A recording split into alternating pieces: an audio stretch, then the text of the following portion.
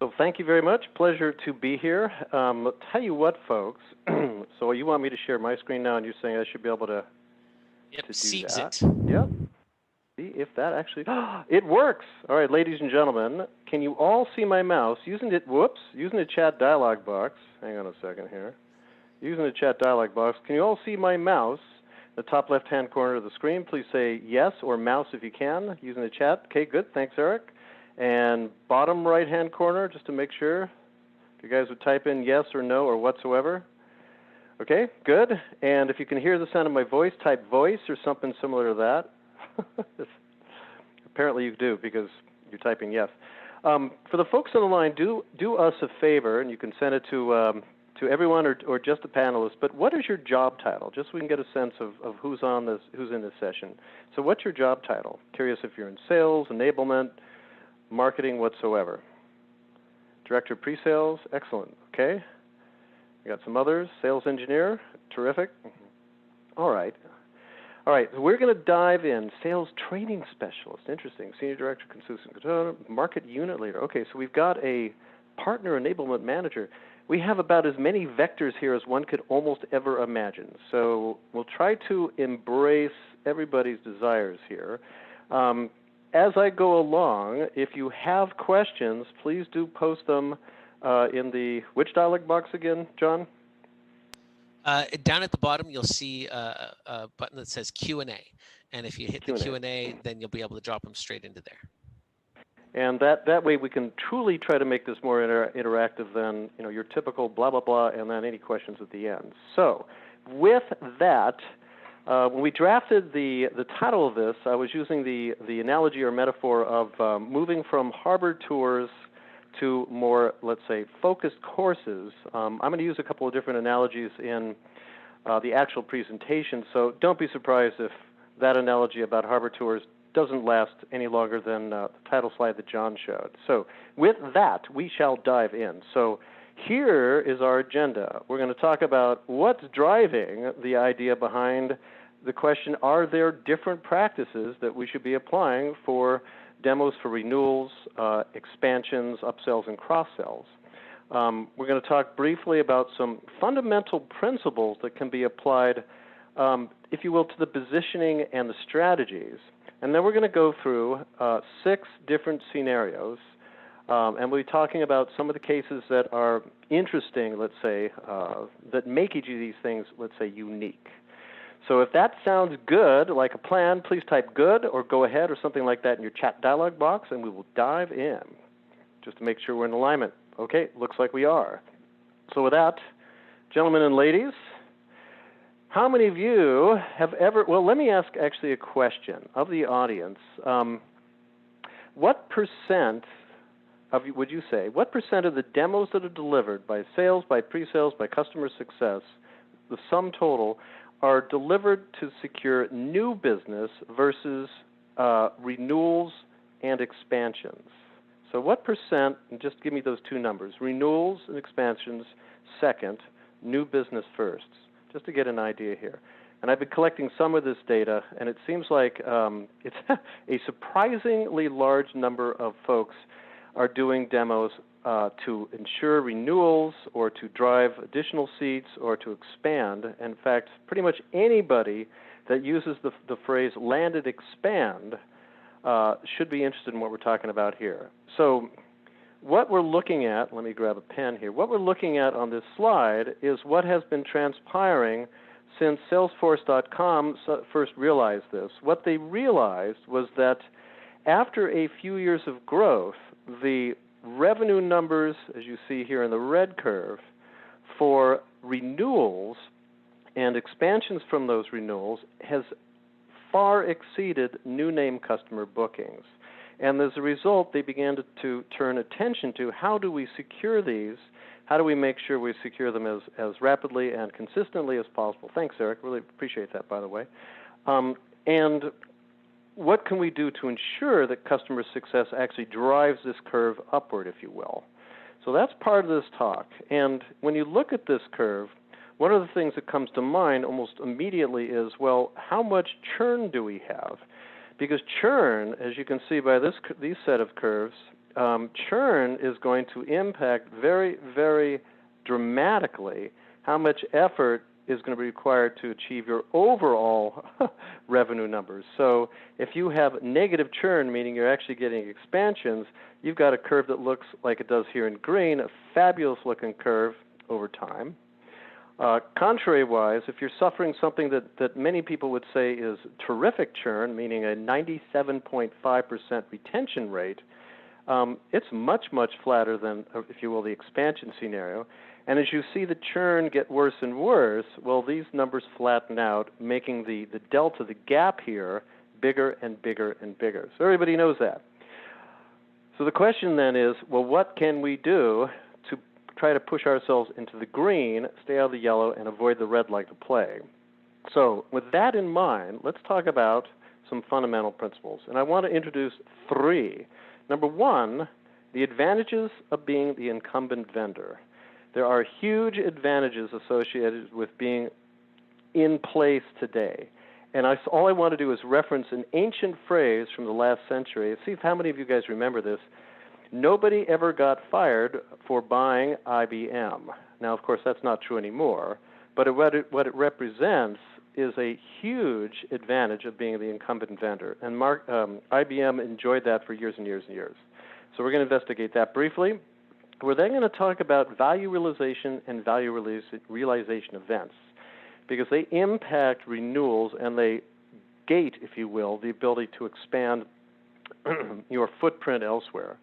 And then third, we're going to talk about something called a why did they buy exercise, which is really more along the lines of, well, how are you using the software today and what value are you enjoying as a result of its use? So let's go into these three topics.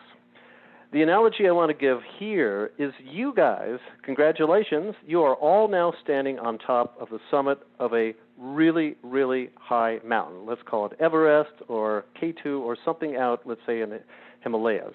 You invested enormous amounts of personal energy and team energy to get here. You've climbed for days. You've been exhausted. You had base camps. You spent weeks and months preparing for this. It was an enormous investment. So using this as an analogy, let's talk about some of the advantages of the incumbent vendor. So at the very beginning of the process, from the customer's perspective, they're looking to choose a vendor. And we're going to talk about the customer's perspective in a moment, but the vendor's perspective tends to be rather simplistic. And I hope you guys would agree. Many vendors look at the prospect winnowing process, I should say, as a funnel. We go from a suspect to a prospect to approach to negotiate, closure, and order. And it's a nice linear sales process. And you notice here they even have a little target. Very, very nice. Others show if you will, a stepwise, again, linear process. Others like to show something that's along the lines of a wheel or a cycle that then continues and repeats. Question for the audience, is this what the customer is going through? A nice, clean, and simple linear process. Everybody can type no with passion in your chat dialog boxes. And John, you, of course, are more than welcome to chime in and yell no as well. Here is, in fact, there you go.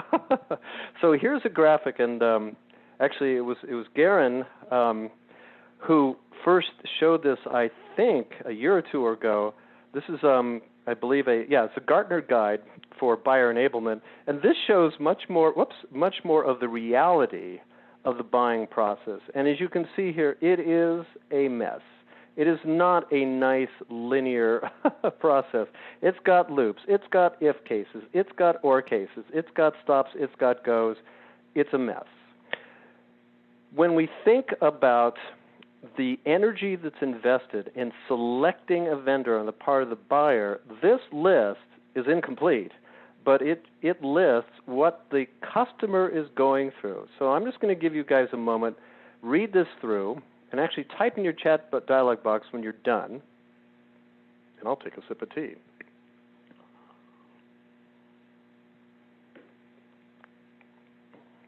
And by the way, I'd be curious to see what's missing from this list, because I know there's a lot.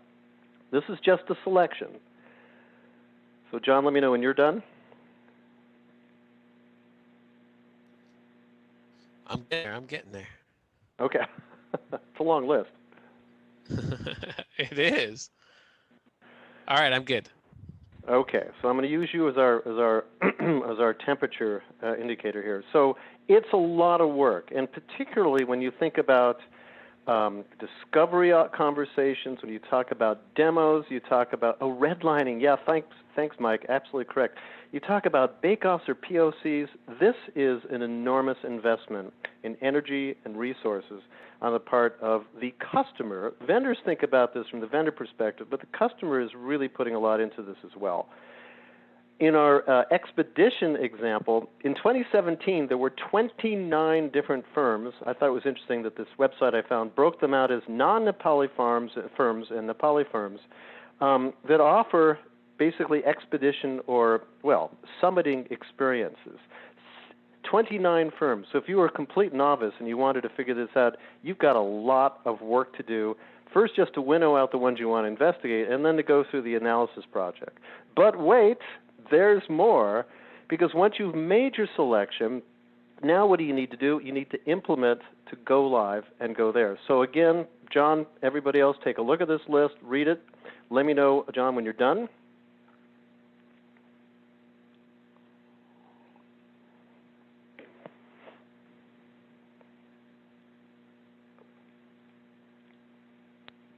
And again, if there's anything missing, Mike, I'm looking to you here to identify it for me, and anyone else.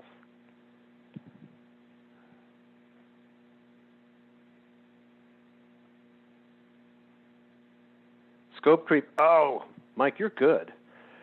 So yeah, everybody done? John? I am done. One other thing that Okay. I actually which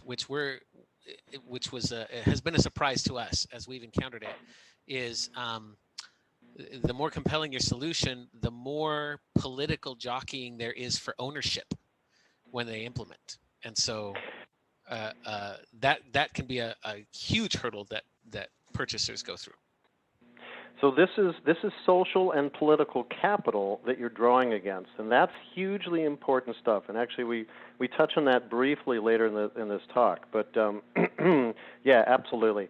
In our mountain climbing example, it's all what I was describing earlier. It's the planning well before the trip. It's the purchasing supplies, caching supplies, building the team, planning out the route here up to the top of Everest, the enormous amount of load carrying that goes on just to build a base camp and move things from base camp to base camp. Here's some of the equipment that's involved.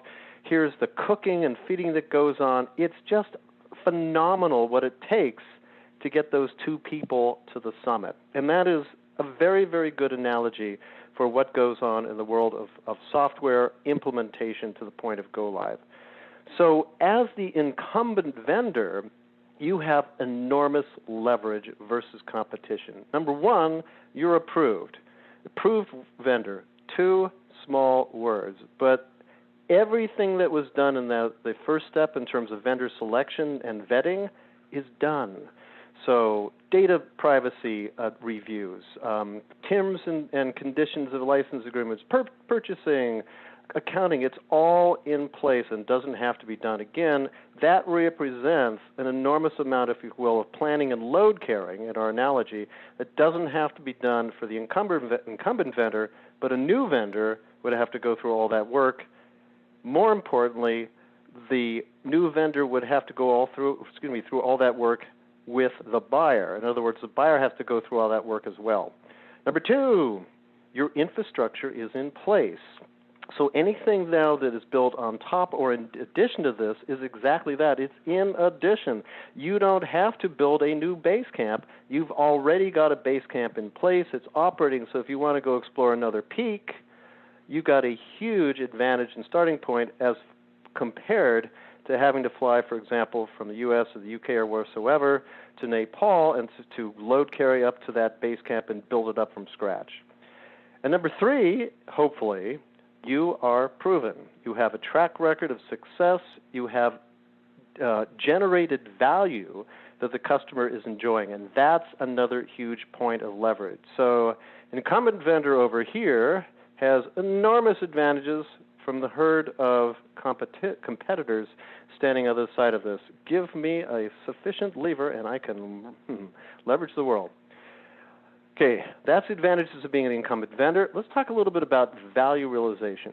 How many of you are familiar, and John, you can answer this as well, with the term value realization events? Who's familiar with this? That's my first John, time seeing it, I'll be honest. No? Okay. So let's talk about this. When you talk about value realization, what we're really talking about is the difference between this point and this point in terms of bookings and total revenues, and the differences between these three curves. So what does this mean? What it really means is when you talk to your customer and it's time to have, for example, the renewals discussion or an expansion discussion, there are three possible outcomes that they might articulate. No, we've got no value, we got some value, or we got a fair amount of value, but what it really translates to are these two. Either it was insufficient, in which case nothing's going to happen from here, or we got a lot of value and we're willing to have the conversation. So in order for them to get value, so there's the balance, if you will. So in order for them to get value, what you need to do is ensure that they achieve it. For those of us, well, actually, I'll ask the question, and John, same to you again. How many of us have ever purchased enterprise software where either one of the key decision makers or the decision maker, him or herself? How many of the team here that are listening have ever purchased enterprise software as a key member of the buying team? Yes. Other than me. Aha. Okay, good. Eric and John. So what descended heavily, as it shows here in this graphic, on your shoulders the moment you committed to that purchase? Make it worth it. Make it worth it. That's right. It's the responsibility of that investment. And yeah, Eric is exactly on it. And when was this Prometheus-like weight released from your shoulders? And Eric just actually typed it. It's when you begin to show value coming out of that investment. Now, it doesn't have to be all the value. It doesn't have to be a full year's ROI. The first few small wins are known as value realization events, tangible events that you as the buyer can say, hey, folks, you draft a message to the rest of the team, hey, folks, we just did one turn of the crank and we are already shaving weeks from the previous processes. We've increased our efficacy by another 50%. We have an initial win. That is called a value realization event. So when you talk about the process of going live, so here are many of the things that somebody might have to go through from the customer and the vendor side in order to get to a go-live point.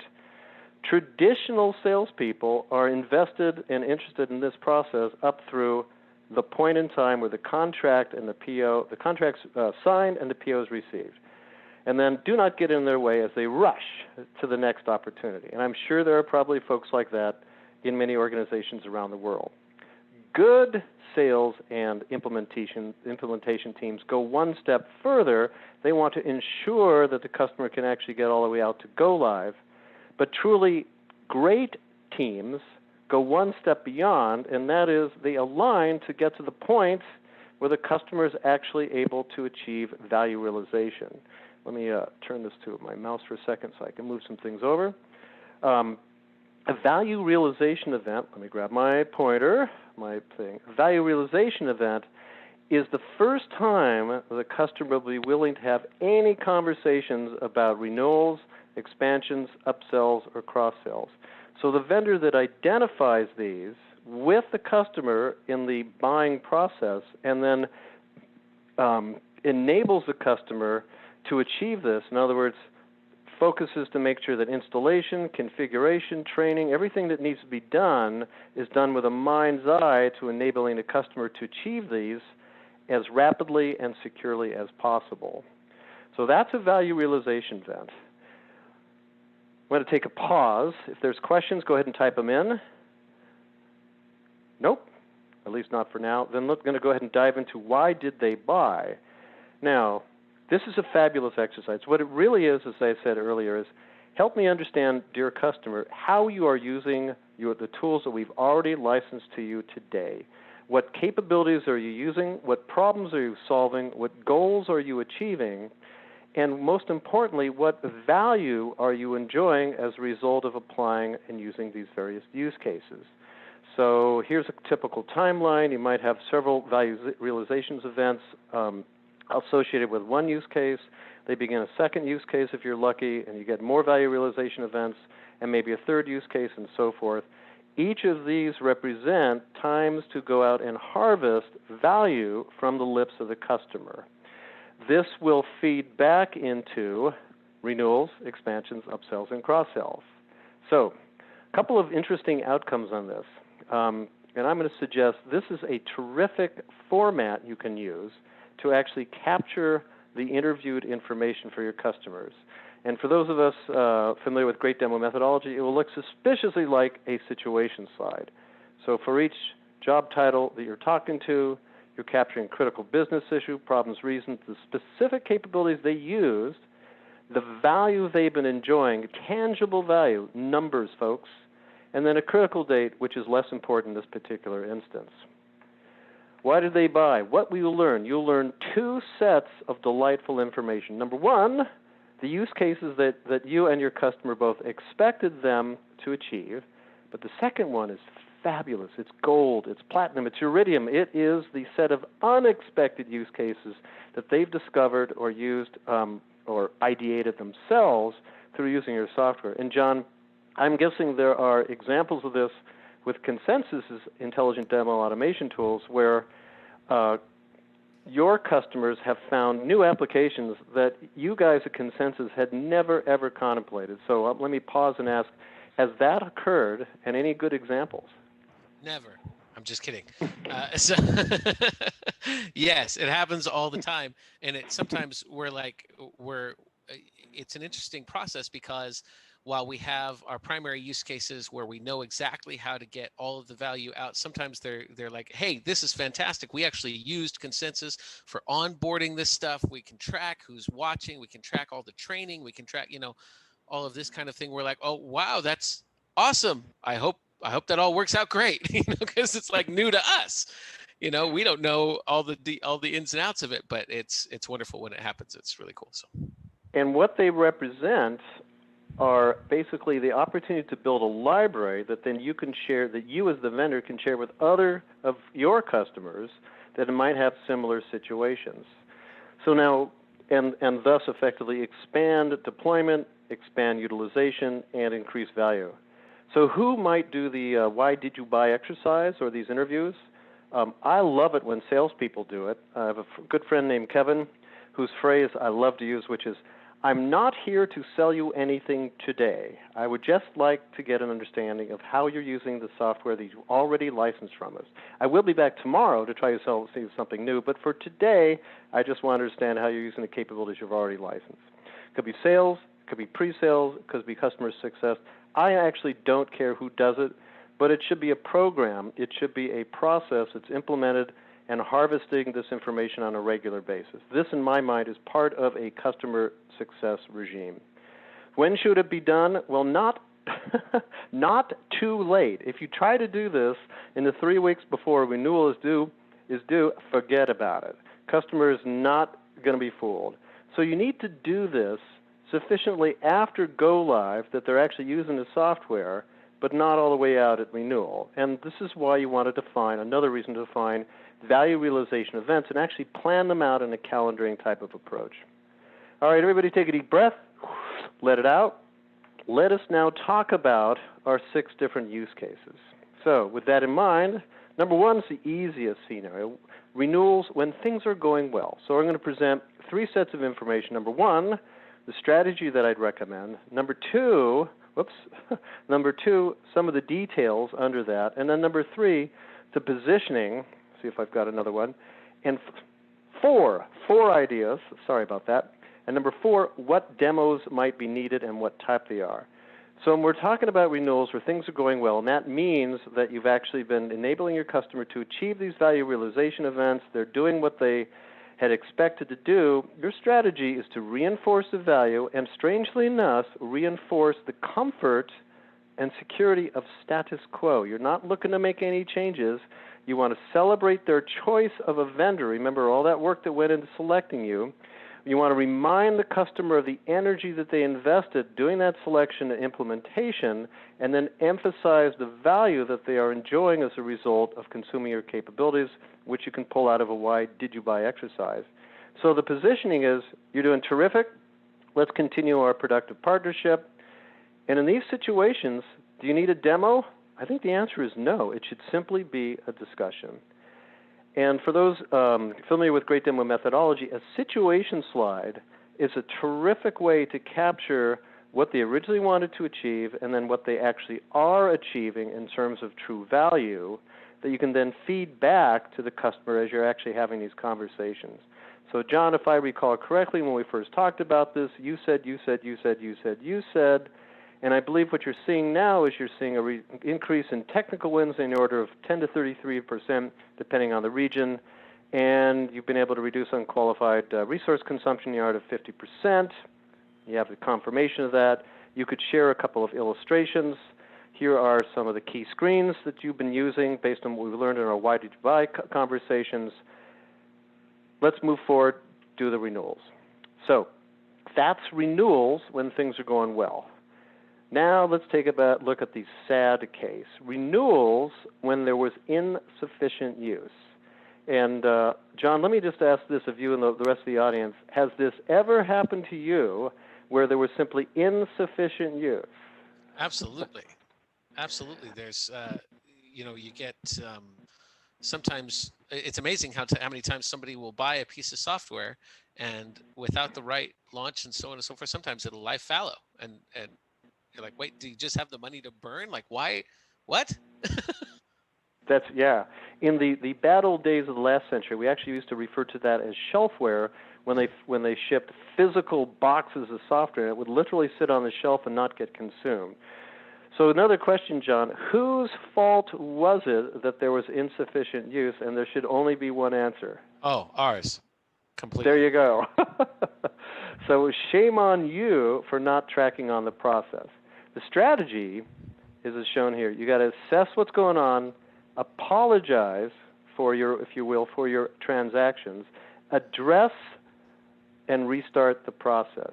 I want to touch briefly on apologizing. This is actually huge. People respond comparatively well to apologizing if it's earnest and if you then focus on a solution. So you want to, as it says here, find out what's going on and do it as early as possible, address any issues, have heartfelt apology, identify value realization events, and then restart the rollout process so that you can drive forward far enough before the renewal date that you can actually get it done. And don't let it fall again. Stay engaged. This means you need to be having regular discussions, interacting with your customer. The positioning is, we're really sorry we let this happen. It's our fault. We apologize. We got a lot of stuff in place. You've already implemented the foundation. So we'll work closely with you to make sure that things don't go south, if you will. And you may need to refresh people's vision of where they're trying to go, and vision generation demos is a terrific way to do that. All right. Vision generation demos, again, you could use situation slides to recapture exactly, here's what you guys had said you were looking to achieve, what you're trying to avoid, and so forth, and then to get illustrations to help, again, rebuild the vision and the desire to take this project forward again. Don't underestimate the importance, value of the fact that they've already invested all that time, selected you a vendor, and they've already gone through enormous energy investments to implement. So you can use that as a foundation to try to move forward. All right, let's talk about this one, presenting product improvements. Now, this is kind of an interesting one because most of us as vendors have a belief that everything that we are putting into the product is going to be terrific for the customer. And John, let me ask you the question. In your experience, is that 100% true? Sorry, give me the question one more time. So he was checking email. So so quarter by quarter, day by day, you put in new improvements into the product, and you think they're terrific. does the customer agree that everything you're putting out of that product is terrific and useful? We've actually had a customer ask us to take it back out. So, oh, interesting. Okay. And that's where I'm going with this, because context is going to be key. The positioning is reinforce the value, leverage the investment, and present what you're doing as the natural evolution of the capabilities for the use cases that they're already working on, generally speaking, and potentially to embrace new use cases. Now, as I said, context here is key. We're going to talk about this in a moment. You need to do appropriate discovery so that when you're presenting any kind of product improvements, and by the way, I'm talking about major new changes to the product, not little improvements to existing implementations, if you will, or workflows. Do appropriate discovery so you really can understand what capabilities are they looking for, what problems are they looking to solve, what goals are they looking to achieve. Identify those new use cases, and contemplate using a timeline slide. And I'm going to come back to that in a moment. Your positioning is remind the customer of their fabulously intelligent decision to go with your product. Let them know and reinforce the idea that they're having fabulous success from the value they've been generating from it, and that the new capabilities are simply taking advantage and leveraging the investment they've already put into this whole process. Demos are going to probably be vision generation to set the stage for the new use cases, and then technical proof demos going as deep as these folks need to see to really secure those new use cases. The risk. Let's talk about this, and this is, John, what you just identified. As I said a moment ago, context is key, because with respect to your new capabilities, your customer may, number one, have no idea that they've been implemented because they're not using them. They never knew. Number two, and John, this is what you just said, they may not visualize the capabilities as something they need, and hence you end up with somebody like this saying, why am I paying for stuff I don't need? Why did they buy things? So if you, buying it back things. So if you're presenting piles of new capabilities, you're risking, as I just said, buying it back, meaning the customer says, I don't want to pay for things I'm not going to use, so either take them out, put me on a different stream, or reduce the license costs. So this is huge. And at the same time, you're actually opening the door to competitors because they're thinking, well, if I'm going to be reevaluating things, I might as well bring in other competitors, other vendors to see how they compare. So this is why it's so important to leverage the existing investment that folks have made. Timeline slides. Timeline slides are terrific vehicles for communicating exactly those ideas. And you want to list these kinds of things. So when does the customer begin their process? When do they choose the offering? Basically the steps that you see here. And a timeline slide might look something like this. So at the beginning of the year, we kick things off, or I should say you kicked things off by forming a buying committee. You went through a long process to determine what you felt was really the best vendor. We were selected, we're delighted, and we moved forward mutually with an implementation process. And since that process now, you guys have been enjoying value realization events at all these various stages.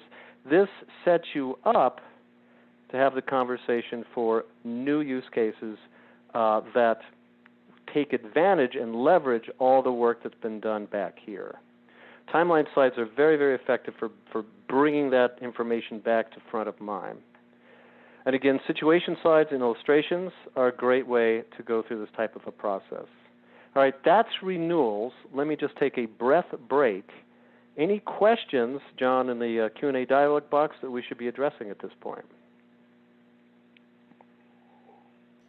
There are a couple, but they may take a little bit more of a little bit more time. Do you want to try one now? Surface it, and let's make a decision. Okay. Do you recommend separating hunters and farmers? And how would the strategy adapt? What are the pros and cons? So I'm going to do a quick answer to that now, and then we'll park it, and if we have time later.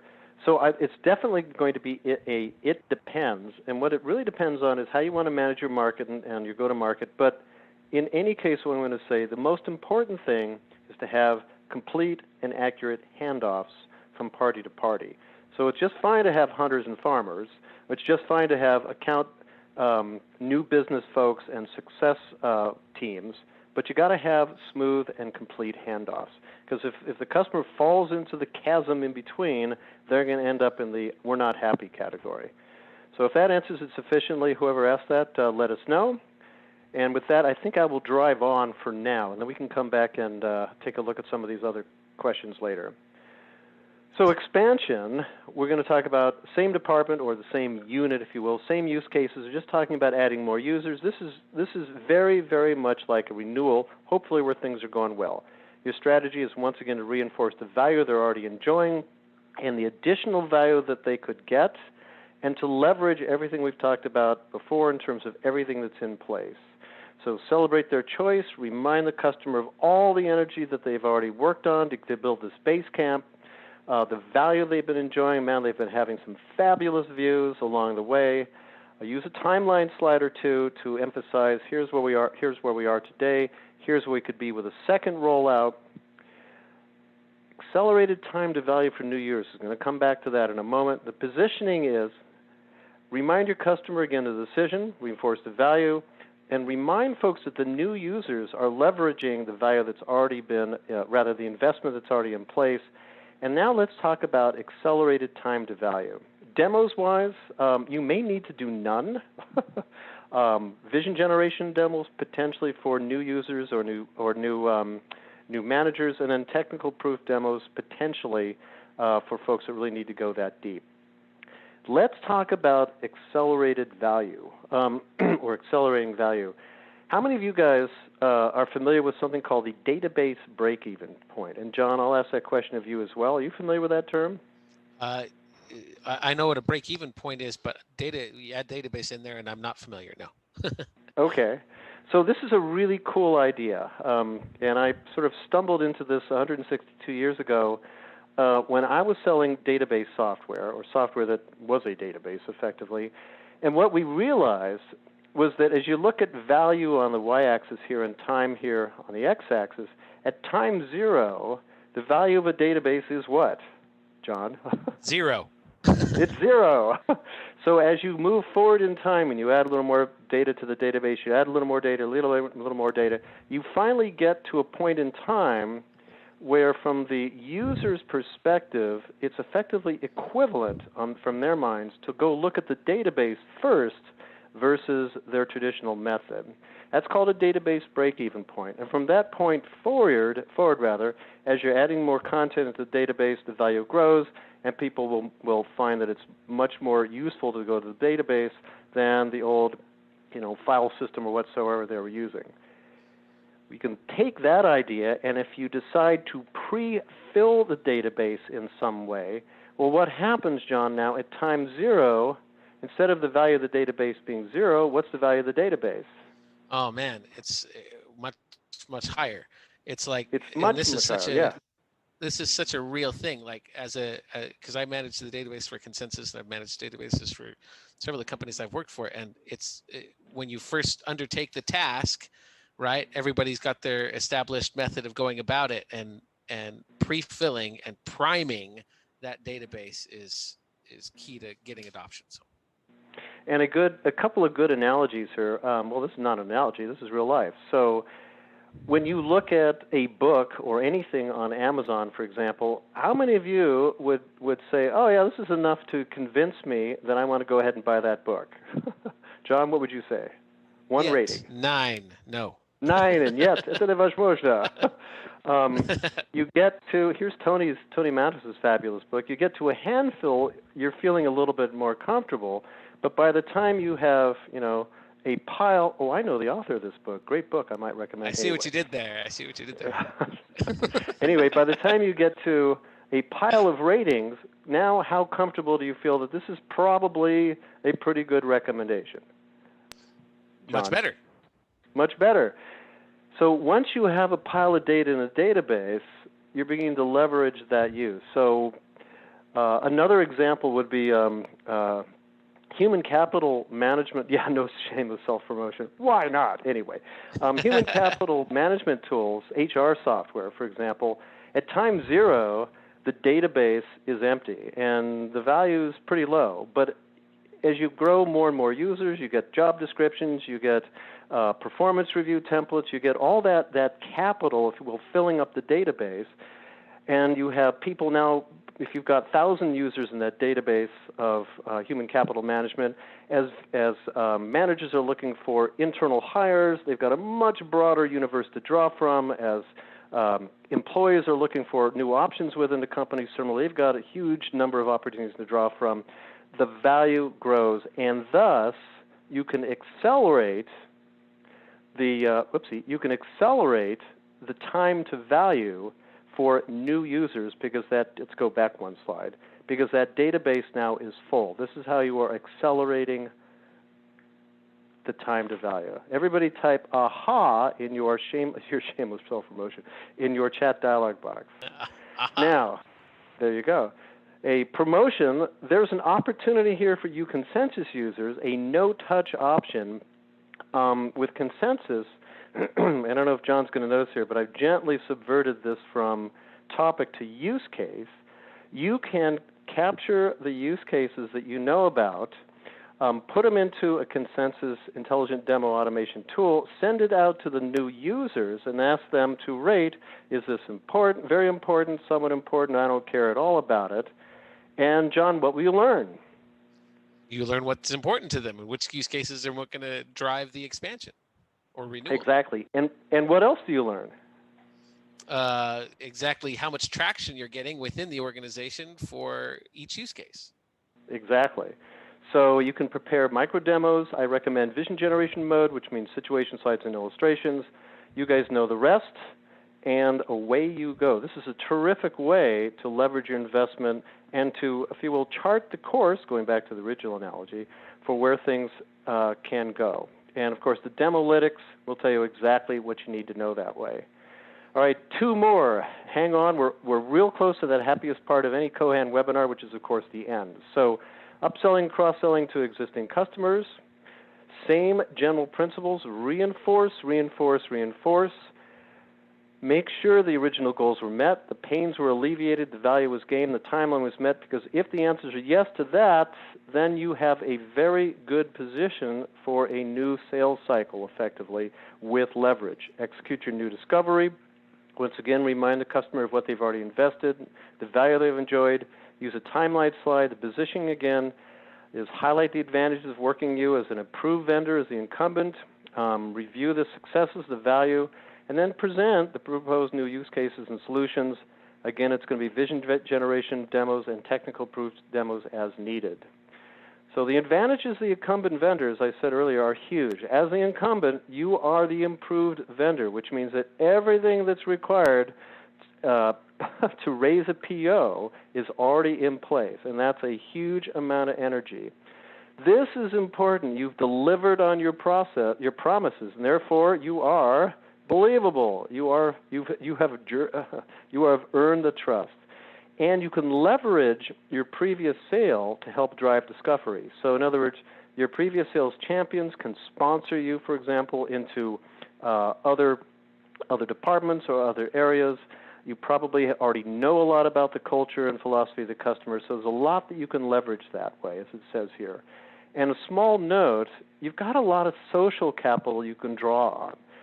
John mentioned this earlier. This literally means you've got relationships in place, relationships with users, relationships with champions, relationships from accounting to data privacy and on and on and on that are advantageous for you. Your customer wants to avoid change and wants to avoid risk of change. So these are some of the advantages that you can exploit being the incumbent vendor. And again, a timeline slide is a great way to leverage this and to communicate it. All right, last chapter. Everybody say yay. We may have more. Yay. So expansion of different departments. Very frankly, this is a new sales process, but again, with huge advantages as a result of you being the incumbent vendor or an incumbent vendor. As we said before, you can execute discovery. Champions can sponsor. You potentially have persuasive internal references. There's nothing like having somebody in another department call up department number 1 and say, hey, are you guys using Consensus? And he says, yeah, we love it. The first one guy says, would you use it again? He says, absolutely. Sales cycle over. Prove vendor, faster time to value, we've already talked about. You can leverage the implementation.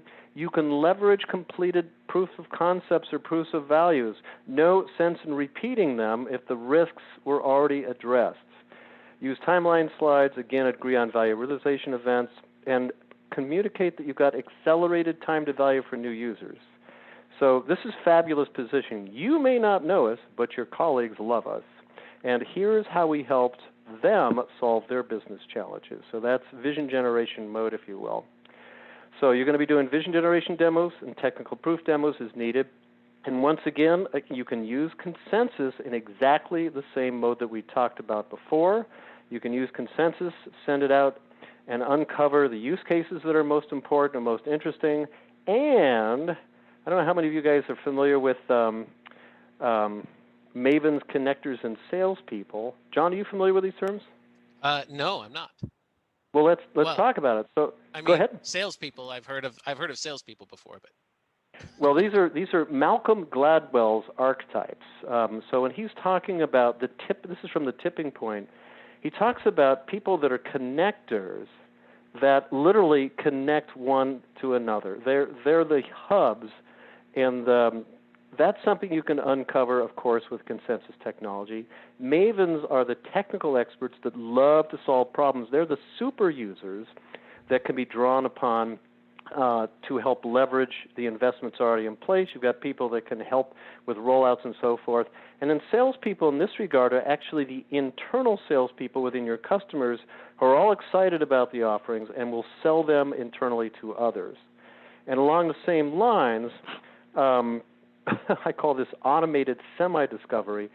Consensus's tool will help you find the people that are the hubs, the people that are actually then branching out to new groups and new opportunities. So this is one of the fabulous aspects of using the Consensus tool.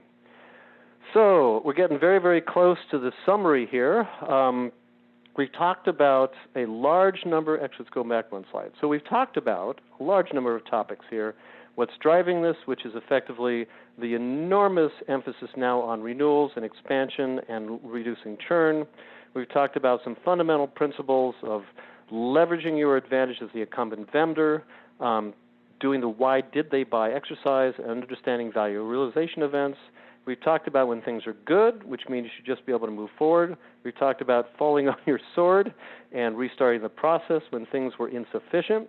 We've talked about the context of presenting new products and evolving products.